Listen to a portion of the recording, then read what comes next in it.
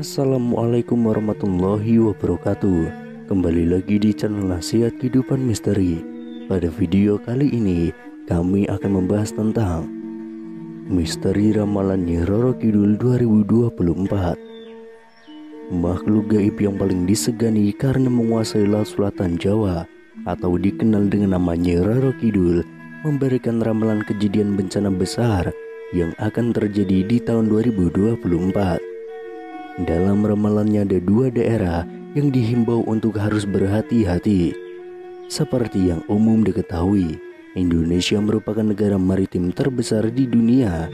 Sebagai negara bahari, mitos dan kepercayaan tentang penguasa lautan di Nusantara masih tertanam dan menjamur dalam keseharian masyarakat Indonesia. Lantas seperti apa sejatinya mitos mengenai penguasa laut Nusantara yang telah tersebar di masyarakat luas ini? Lalu apa saja kabar yang terkait dengan bencana akhir tahun hingga awal tahun di Indonesia? Tahun 2024 ini banyak perkiraan bencana besar yang akan terjadi di Indonesia. Ramalan-ramalan ini muncul dari beberapa peramal yang sudah terkenal di media sosial. Namun ada yang berbeda pada ramalan yang satu ini, sebab berasal dari penguasa laut selatan Jawa, yaitu Nyi Roro Kidul. Nyi Roro Kidul adalah tokoh legendaris Indonesia. Ia sangat populer di kalangan masyarakat Pulau Jawa dan Bali. Tokoh ini dikenal sebagai Ratu Laut Selatan atau Samudra Hindia.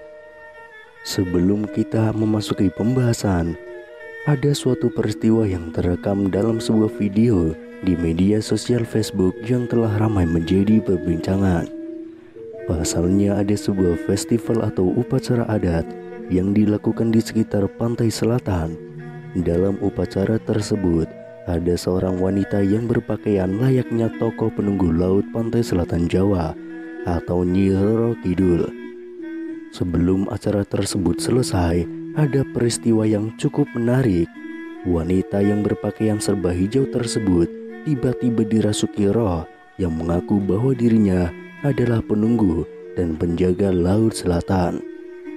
Wanita tersebut dalam keadaan tidak sadar dan diangkat oleh beberapa laki-laki di belakangnya. Pada saat itu, ia sempat berujar mengenai bencana yang akan terjadi di tahun 2024. Di dalam ramalannya, sosok tersebut atau wanita itu menyebutkan bahwa di tahun 2024 akan ada bencana yang melanda Nusantara, khususnya bencana alam yang akan silih berganti, mulai dari gempa bumi hingga gunung-gunung yang akan meletus. Berhati-hatilah pada tahun 2022 sampai tahun 2025 akan ada gejolak besar. Di sebelah selatan Gunung Kendeng akan hancur, ujar sosok wanita yang katanya dirasuki sosok Ratu Pantai Selatan atau Nyi Roro Kidul.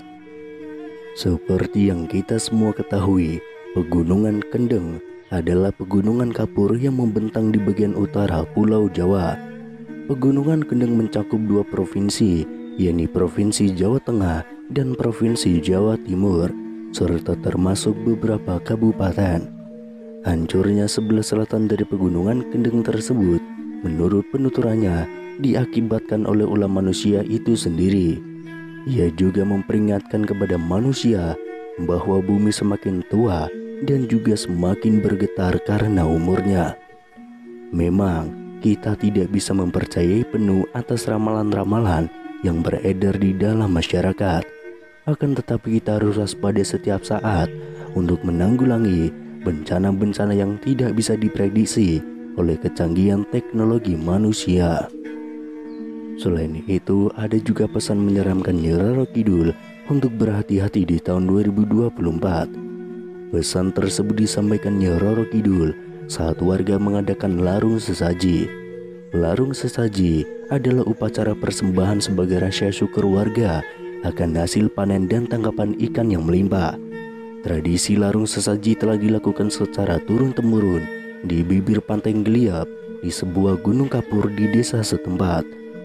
Belasan kepala kambing, lembu, dan kerbau dipersembahkan dalam upacara larung sesaji. Setelah kepala kambing, kerbau, dan lembu tersebut dilemparkan ke laut. Kemudian ada mediator yang kesurupan Nyi Roro Kidul. Saat mediator kesurupan Nyi Roro Kidul itulah kemudian memberikan wejangan kepada masyarakat. Berikut adalah pesan yang disampaikan Nyi Roro Kidul melalui seorang mediator. Yang pertama, meminta hanya kepada Allah. Jangan meminta kepadaku dan pengikutku, namun mintalah hanya kepada Allah, karena Allah lah yang menciptakan semuanya, termasuk kamu wahai manusia.